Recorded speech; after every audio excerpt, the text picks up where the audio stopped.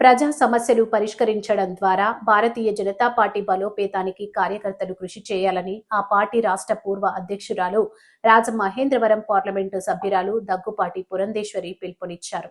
Rajamahendravaram rural 3వ మండల నాయకులు కార్యకర్తలు బూత్ కమిటీలు శక్తి కేంద్రాలతో ధవళేశ్వరం కాటన్ మ్యూజియంలో ఏర్పాటు చేసిన ముఖాముఖి సమావేశంలో ఆమె పాల్గొన్నారు. ముందుగా డెల్టా రూపశిల్పి సర్ ఆర్థర్ కాటన్ విగ్రహానికి ఎంపీ పురంధేశ్వరి పూలమాళ్లు వేసి భక్తాంజలి ఘటించారు. అందరితో కలిసి నేలపైనే కూర్చొని పేరు పేరున అందరి వివరాలు సాధక బాధలు అడిగి తెలుసుకున్నారు.